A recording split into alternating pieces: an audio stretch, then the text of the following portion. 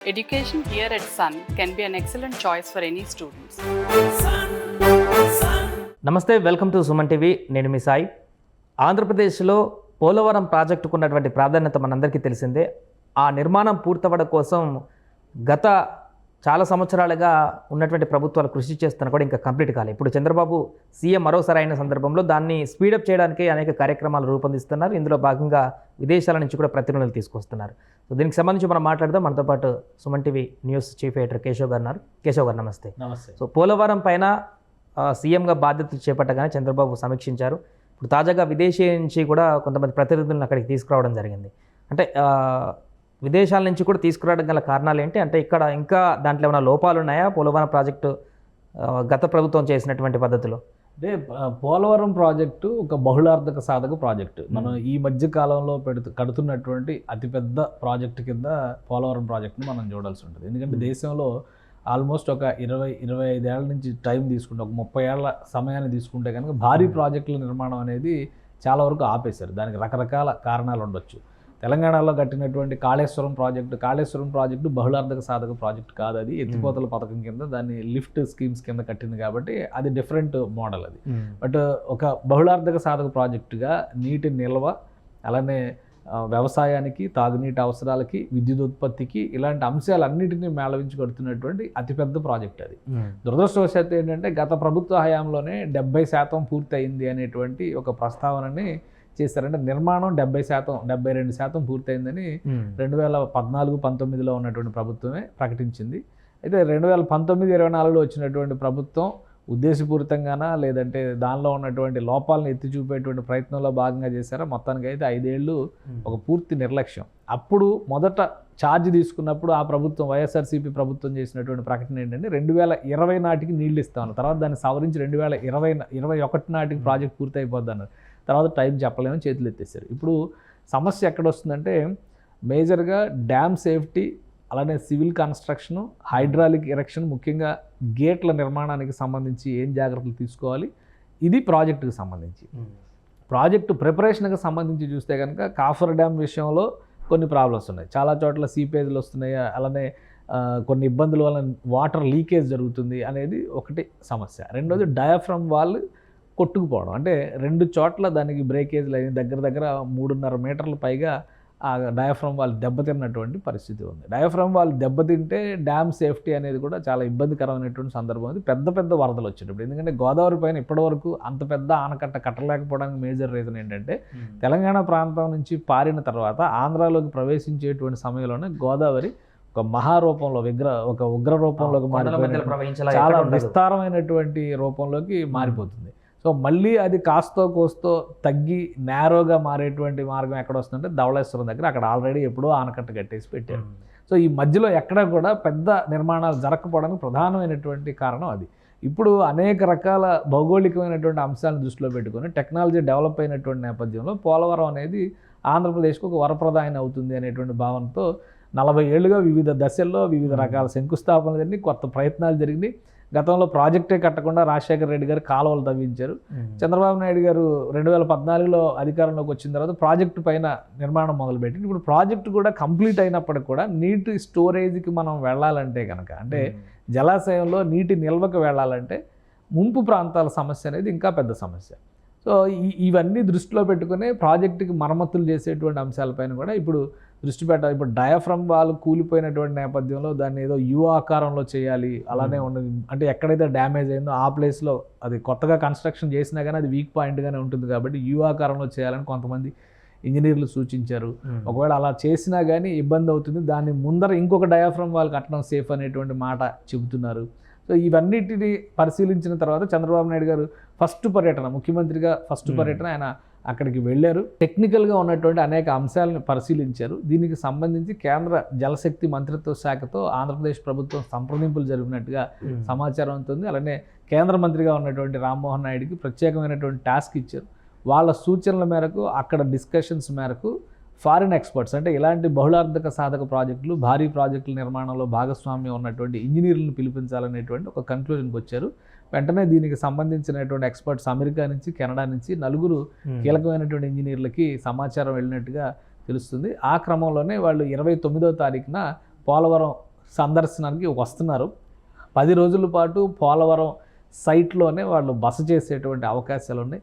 పగలు రాత్రి అక్కడ ఉన్నటువంటి వాతావరణ పరిస్థితులు, నీటి తీరువ, అలానే నిర్మాణంలో జరిగినటువంటి పద్ధతులు మొత్తం అన్నీ కూడా సమగ్ర అధ్యయనం చేస్తారు. ఆ ఏరియా పైన, టోపోగ్రఫీ పైన కూడా, అంటే జాగ్రఫీ పైన, అక్కడ ఉన్నటువంటి నైసర్గిక స్వరూపం పైన కూడా వాళ్ళు సమగ్ర అధ్యయనం చేస్తారు. సో వాళ్ళు ఎటువంటి సొల్యూషన్స్ సూచిస్తారు, వాటిలో మనం చేయగలిగేటువంటి పాసిబిలిటీస్ ఏంటి, ఈ 2 అంశాలని దృష్టిలో పెట్టుకుని ఆంధ్రప్రదేశ్ ప్రభుత్వం ముందుకెళ్ళేటువంటి అవకాశం ఉంది. ఎందుకంటే గతంలో కూడా అమరావతి అప్పుడు కూడా చంద్రబాబు నాయుడు గారు ఇలాంటి విదేశీ ఎక్స్పర్ట్లను తీసుకురావడం జరిగింది ఆ నిర్మాణానికి సంబంధించి. అది కూడా ఇంతవరకు రూపుదాల్చలేదు. పోలవరం కూడా ఇంతవరకు పూర్తి కానటువంటి పరిస్థితి. మరలా అలాంటి విదేశీ ప్రతినిధులతోనే మూవ్ అవుతున్నటువంటి సందర్భంలో ఈసారైనా అది కంక్లూజన్కి వస్తుంది. అంటే ఒకటి, ఇప్పుడు ఎక్స్పర్టైజ్ అనేది ఎక్కడ ఉన్నా కానీ ఉపయోగించుకోవడం అనేది పెద్ద నేరమేం కాదు. అమరావతి అలా అయిపోవడానికి దాని కథ వేరు. అమరావతి ఒక ఫారిన్ కంట్రీతో కాదు, అమరావతి డిజైన్స్ తయారు చేసింది యూకే బేస్డ్ ఫాస్టర్స్ గ్రూప్ అయితే, గవర్నమెంట్ కాంప్లెక్స్ని డిజైన్ చేసింది Japan based company, tourism projects design చేసింది సింగపూర్ బేస్డ్ కంపెనీ. అలాగే ఒక దేశాలకు సంబంధించినటువంటి వివిధ దేశాల్లో అమలైనటువంటి ఎక్స్పర్ట్ డిజైన్స్ని, సక్సెస్ఫుల్ కంపెనీస్ని, సక్సెస్ఫుల్ కన్సల్టెంట్స్ని గవర్నమెంట్ అప్రోచ్ అవడం అనేది కొత్త విషయం కాదు. ప్లస్ అది ఒక ఫ్యూచరిస్టిక్ సిటీ కింద ప్లాన్ చేశారు. అందుకనే అంత జాగ్రత్త తీసుకున్నారు. మధ్యలో జరిగినటువంటి పరిణామాలు అది రాజకీయ పరిణామాలే తప్పితే అందులో అమరావతికి వచ్చినటువంటి సమస్యలు. ఇంకా నిజంగా చెప్పాలంటే 2020లో 2021లో వచ్చినటువంటి భారీ వరదల సమయంలో అమరావతి ప్రాంతం ముంపు ప్రాంతం అవుతుంది. 2019, 2020 మధ్యలో వచ్చినటువంటి వరదల్లో మునిగిపోయేటువంటి అవకాశం ఉందని కృష్ణా బ్యారేజ్ గేట్లు కూడా ఎత్తకుండా మునుగుతుందా లేదా అని తమాషా చూసే ప్రయత్నం చేశారు. కానీ ఒక్క చుక్క కూడా అమరావతి ప్రాంతాన్ని తాకినటువంటి పరిస్థితి లేదు. సో అది ఆ రాజకీయం వేరు. అలానే పోలవరం విషయంలో కూడా అలా నీటిని వదిలేయడం వల్ల నీటి అంటే అక్కడ ఉన్నటువంటి నీటి తీరువాన్ని, ఆ వేగాన్ని, దాన్ని దృష్టిలో పెట్టుకొని జాగ్రత్తలు తీసుకోకపోవడం వల్లనే ఈరోజు డయాఫ్రమ్ వాళ్ళు దెబ్బతిందని చెప్పి ఇంజనీర్లు చెప్తున్నారు. కాబట్టి ఎక్స్పర్ట్స్ కమిటీలు ఏంటంటే ఇప్పుడు కెనడాలో చాలా భారీ ప్రాజెక్టులు నిర్మాణం చేసినటువంటి అనుభవం ఉంది. ఈవెన్ అమెరికాలో కూడా కేసీఆర్ గారు చెప్తా ఉండేవాళ్ళు 2000 TMCల రిజర్వాయర్లు కట్టినటువంటి అనుభవం మన దేశానికి ఎందుకు లేదు అని. సో వాళ్ళ సలహాలు తీసుకోవడం అయితే నేరం కాదు కదా. కాకపోతే ఇక్కడ ఏంటంటే ఇమీడియట్గా పని ముందుకు జరగాలి. ఎందుకంటే ఉన్న టైం చాలా తక్కువ, 5 సంవత్సరాల సమయం ఉన్నప్పటికీ కూడా అన్ని అంశాలను దృష్టిలో పెట్టుకొని ఈ కీలకమైనటువంటి ప్రాజెక్టులను కనీసం 3 ఏళ్లలో పూర్తి చేయాలనేటువంటి టార్గెట్తో ఆంధ్రప్రదేశ్ ప్రభుత్వం ముందుకెళ్తుంది. ప్లస్ ఈ 5 ఏళ్ళు జరిగినటువంటి నష్టం వలన పెరిగిపోయినటువంటి అంచనాలు, ఇప్పుడు వ్యయం అంచనాలు కూడా పెరిగిపోతాయి కదా. ఈ 5 ఏళ్ల క్రితం కట్టుంటే ఎగ్జాంపుల్కి ఒక 20,000 కోట్లకు కంప్లీట్ అయ్యే ప్రాజెక్టు ఇప్పుడు ఒక 5,000 కోట్లు 6,000 కోట్లు పెరిగి ఉంటుంది కదా. సో ఈ అంచనాలు పెరిగిపోయినటువంటి తీరు కావచ్చు, జరిగిన నష్టాన్ని మళ్ళీ ఎలా భర్తీ చేసుకోవాలి, ఇవన్నీ ఉన్నాయి. కాబట్టి బెస్ట్ పాసిబుల్ వేని తీసుకోవడానికి విదేశీ నిపుణుల సలహా తీసుకోవడం తప్పేం కాదు. అది కూడా ఏ ఫారిన్ కరస్పాండెంట్ నుంచి కానీ, ఏ ఫారిన్ ఎక్స్పర్ట్ నుంచి కానీ ఒపీనియన్ తీసుకోవాలంటే మనం సెంట్రల్ గవర్నమెంట్ అప్రూవల్తోనే ముందుకెళ్లాల్సిన పరిస్థితి ఉంటుంది. గతంలో రాజధాని నిర్మాణాల విషయంలో కూడా ప్రైమ్ మినిస్టర్కి ఇలా చేస్తే బాగుంటుందని వివరిస్తే ప్రైమ్ మినిస్టర్ ఒక సూచన చేశారు. కజకిస్తాన్ రాజధాని ఆస్థానాకి వెళ్ళి మీరు విజిట్ చేయండి, అక్కడ చాలా కొత్త డిజైన్స్ వచ్చినాయి, ఫ్యూచరిస్టిక్ నిర్మాణాలు జరిగినాయి అని చెప్పారు. సో అది దృష్టిలో పెట్టుకుని చంద్రబాబు నాయుడు గారు ఎక్స్పర్ట్ టీం, అంటే అఫీషియల్స్ టీమ్ని ఆస్థానానికి పంపించి అక్కడి నుంచి కూడా ఎక్స్పీరియన్సెస్ అన్ని తెచ్చుకుని ఇక్కడ ఏం చేస్తే బాగుంటుందని ఆలోచన చేశారు. సో ఇది పోలవరం అనేది ఇది ఒక డిఫరెంట్ స్టోరీ. ఇది ఆంధ్రప్రదేశ్కి ఒక జీవనాడిగా పనిచేసేటువంటి అవకాశం ఉంది. అటు ఉత్తరాంధ్ర నుంచి ఇటు రాయలసీమ వరకు నీటిని అందించేటువంటి, తాగునీటిని, సాగునీటిని అందించి వివిధ రకాల మార్గాలు, మళ్ళీ జల విద్యుత్, రకరకాల అంశాలు ఉన్నాయి. పెద్ద టూరిజం ప్రాజెక్ట్గా కూడా డెవలప్ అవుతుంది రాబోయేటువంటి రోజుల్లో. ఇప్పుడు మనం నాగార్జున సాగర్ డ్యామ్కి ఎంతమంది వెళ్ళట్లేదు, ఎన్ని రకాలుగా మనం అక్కడ డెవలప్మెంట్స్ చూస్తున్నాం. సో అందుకని అది చాలా ముఖ్యమైనది. పైగా 4 రాష్ట్రాలకు సంబంధించినటువంటి కీ పాయింట్, అటు ఒరిస్సా, ఛత్తీస్గఢ్, తెలంగాణ, ఆంధ్రప్రదేశ్. సో 4 రాష్ట్రాల మధ్య ఒక బహుళార్థక సాధక ప్రాజెక్టు, భారీ ప్రాజెక్టు. ఇన్ని అంశాలు ఉన్నప్పుడు అన్ని విషయాలని కూడా ఆ ప్రాజెక్టుకి సంబంధించినటువంటి పటిష్టత, సామర్థ్యం మీద కూడా జాగ్రత్త తీసుకోవాల్సినటువంటి బాధ్యత ప్రభుత్వాలపైన ఉంటుంది. ఇంకొక అంశం చర్చకు వచ్చేది ఏంటంటే, ఇక్కడ తెలంగాణలో మేడిగడ్డ దగ్గర ఎలా అయితే ఇప్పుడు కుంగుబాటు వచ్చి కొంత ప్రాజెక్టుకి ఇబ్బందికరమైనటువంటి వార్తలు వస్తున్నాయో, పోలవరం కూడా లేటు కావడానికి గల కారణాలు అక్కడ కాపర్ డ్యామ్ దగ్గర అలాంటి పరిస్థితి ఉందనేటువంటి ఒక చర్చ కూడా కొనసాగుతుంది. నిజంగా అది లేటు కావడానికి పోలవరం అట్లాంటిది ఏమన్నా ఉందా? గోదావరి నదిలో ఉండేటువంటి ప్రధానమైనటువంటి సమస్య ఏంటంటే, తెలంగాణ ప్రాంతంలో కూడా శ్రీరామ్ సాగర్ ప్రాజెక్టు ఎదుర్కొంటున్నటువంటి ప్రధాన ప్రతికూలత ఏంటంటే ఇసుక మేటలు వేయడం అనేది విపరీతంగా జరుగుతుంది. సో దానివల్ల ఏంటంటే అక్కడ ఉన్నటువంటి లోతు ఆ డెప్త్ మొత్తం కూడా పూడికిపోయేటువంటి ప్రమాదం ఉంటుంది. సేమ్ పోలవరం దగ్గర కూడా ఇసుక మేటలు వేసేటువంటి సమస్య ఎక్కువగా ఉంది కాబట్టి వరదలు వచ్చేటువంటి సమయంలో మరింత అలర్ట్గా ఉండాల్సినటువంటి పరిస్థితి ఉంటుంది. సో అక్కడ లాస్ట్ టైం జరిగింది ఏంటంటే వరదల తీరుని అంచనా వేయలేక, లేదంటే డయాఫ్రమ్ వాల్ గట్టిగా స్ట్రాంగ్గానే ఉంది కాబట్టి ఏమీ జరగదనేటువంటి ధీమాతోనే మొత్తానికి వదిలేశారు. సో ఆ నష్టం ఏ విధంగా దాన్ని ఓవర్కమ్ చేయాలి? ఇప్పుడు అక్కడ ఒకవేళ పిల్లర్స్ కుంగిపోయింది, ఆల్రెడీ పిల్లర్స్ వేసినటువంటి స్ట్రక్చర్ నిర్మాణం పూర్తి అయిపోయింది. అక్కడ డయాఫ్రమ్ వాల్ కంటే ముందర గేట్ల ఎరెక్షన్ దగ్గరికి వెళ్లాల్సినటువంటి పరిస్థితి, హైడ్రాలిక్ సిస్టమ్స్ ఎస్టాబ్లిష్ చేసేటువంటి దశలో అందుకనే 72% పూర్తయిందని చెప్పిన ప్రాజెక్టుకు సంబంధించి ఆనాటి గవర్నమెంట్ అనౌన్స్ చేసింది.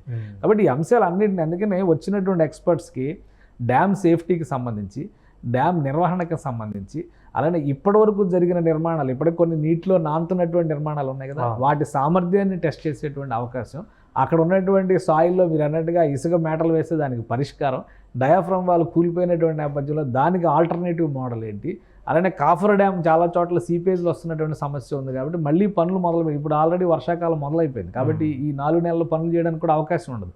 సో ఇప్పుడు చేయాల్సినటువంటి బ్యాక్గ్రౌండ్ వర్క్ అంతా ఇప్పుడు చేసి పెట్టుకుంటారు. పనులు మొదలయ్యేసరికి మళ్ళీ ఒక 4-5 నెలలు పట్టేటువంటి అవకాశం ఉంటుంది. ఈ అంశాలన్నిటి పరిధిలో కూడా ఆ ఎక్స్పర్ట్స్ కమిటీ, ఇప్పుడు వచ్చేటువంటి వాళ్ళు ఫారిన్ ఎక్స్పర్ట్స్ కానీ ఇక్కడ లోకల్ ఎక్స్పర్ట్స్ కానీ వీళ్ళందరూ కలిసి అధ్యయనం చేసిన తర్వాత ఒక ఫైనల్ కన్క్లూజన్ ఇస్తారు. సో ఆ మాత్రం అధ్యయనం చేయకుండా కడితే మళ్ళీ మేడిగడ్డ స్టోరీ రిపీట్ అయినా కానీ ఆశ్చర్యపోవాలి. ఇప్పుడు మేడిగడ్డ ఏమంటున్నారు, అసలు ఇంజనీర్లు చెప్పిన చోట కట్టలేదు, అది ప్రభుత్వం సొంత డిజైన్తో, పొలిటీషియన్స్ కట్టేటువంటి డిజైన్స్ కావు కదా. సో అక్కడ హార్డ్ సాయిల్ ఉందా, లూజ్ సాయిల్ ఉందా చూసుకుని అక్కడ పరిస్థితి ఏంటి, దాన్ని బట్టి ఒకవేళ లూజ్ సాయిల్ ఉంటే కూడా ఏ విధంగా కట్టాలనేది ఒక ఆల్టర్నేటివ్ ప్లాన్ ఉంటుంది. ఎందుకంటే మనం చూస్తున్నాం ఇప్పుడు ఎడారిలో, ఇసుక ఎడారిలో పెద్ద పెద్ద భవన నిర్మాణాలు కడుతున్నప్పుడు ఈ రోజుల్లో టెక్నాలజీ అంత డెవలప్ అయింది కాబట్టి ఇంజనీర్స్, టెక్నీషియన్స్ సలహాకి అంత వాల్యూ ఉంటుంది, వ్యాలిడిటీ ఉంటుంది. దాన్ని పట్టించుకోకుండా ముందుకెళ్తే మళ్ళీ రేపు పోలవరం ఆంధ్రప్రదేశ్కి ఇంకో గుదిబండ అయితే కనుక అది మరో పెద్ద సమస్య అవుతుంది. ఆ జాగ్రత్తలలో భాగంగానే ప్రభుత్వం విదేశీ నిపుణుల సహకారం తీసుకుంటున్నట్టుగా మనం అర్థం చేసుకోవచ్చు. Right sir. అది మొత్తానికి పోలవరం ప్రాజెక్టు నిర్మాణానికి సంబంధించి సీఎం చంద్రబాబు నాయుడు గారు త్వరగా దీన్ని స్పీడప్ చేయడానికి విదేశీ ప్రతినిధుల సహాయాన్ని కూడా తీసుకుంటూ వారి యొక్క సూచనలు కూడా తీసుకొని ప్రాజెక్ట్ని ఏ విధంగా ముందుకు తీసుకోవాలనేటువంటి ఆలోచనతో ముందుకు వెళ్తున్నట్టు కనపడుతుంది. సో ఈ నెల 29న ప్రతినిధులు వచ్చిన తర్వాత వారు ఎలాంటి సలహాలు సూచనలు ఇస్తారో దాన్ని బట్టి ముందుకు వెళ్ళేటువంటి అవకాశం కనిపిస్తుంది.